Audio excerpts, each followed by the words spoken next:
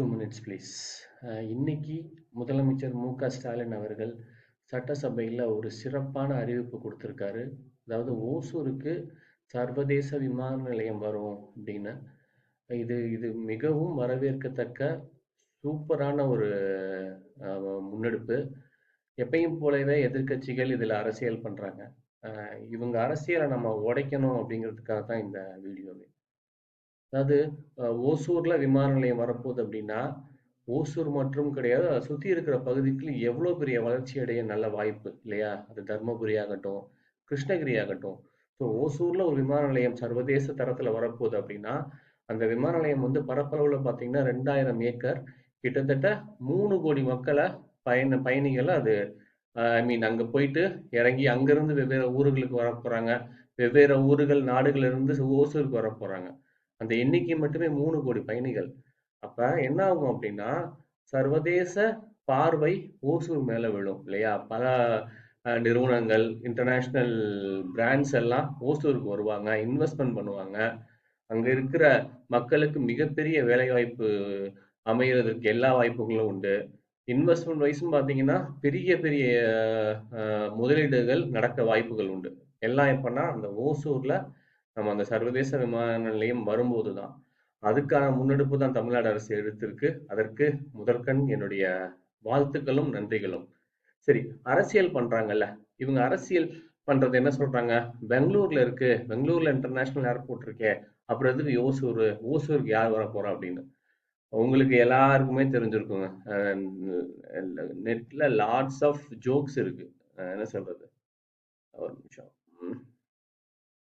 என்னன்னா நிறைய ஜோக்கு பார்த்துருப்பீங்க இல்லையா? அது என்ன சொல்றது, நான் என்னுடைய ஃப்ரெண்டை துபாய்க்கு பெங்களூர் ஏர்போர்ட்ல இருந்து அனுப்புனேன், அவனே போய் சேர்ந்துட்டான், நான் சில்க் போர்டு வர்றதுக்கே இன்னும் பாடுபட்டுக்கிட்டு இருக்கேன் அப்படின்னு நிறைய நிறைய ஜோக்ஸ் இருக்கு. அது ஜோக்ஸ்லாம் கிடையாது, உண்மையாவே அதோட இது அப்படிதான்.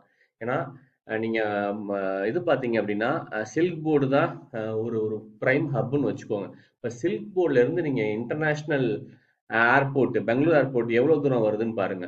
கிட்டத்தட்ட 1.5 மணி நேரம், 1.40 நிமிஷம் ஆகும் வித்தவுட் டிராஃபிக்லாம் இருந்துச்சு அப்படின்னா நீங்க 2.5 hours கம்மியா போகவே முடியாது. இது எல்லாருக்குமே, பெங்களூர் மக்கள் எல்லாருக்குமே தெரியும், பெங்களூர்ல ஏர்போர்ட்டுக்கு போற மக்கள் எல்லாருக்குமே தெரியும். நீங்க அதே சில்க் போர்ட்ல இருந்து நீங்க ஓசூர் கொடுத்து பாருங்களேன். ஓசூர் பார்த்தீங்கன்னா கிட்டத்தட்ட மிஞ்சி மிஞ்சி போனா 1 மணி நேரம். நான் சொல்றது ஜாஸ்தியான இது, ஒரு டிராஃபிக் இருந்தா 1 மணி நேரம். ஸோ கம்பேரிசன் பார்த்தீங்க அப்படின்னா பெங்களூர்ல இருக்கிற மக்களுக்கே ஏர்போர்ட் ஓசூர்ல வந்தா நம்ம ஓசூர் பக்கம் தான் வருவாங்க. It will be huge benefit for them. அதை தாண்டி இவங்க சொல்றாங்கல்ல 150 மில்லிமீட்டர் கிலோமீட்டர் சர்க்கிள்ல எந்த இதுவும் வர முடியாது அப்படின்னு.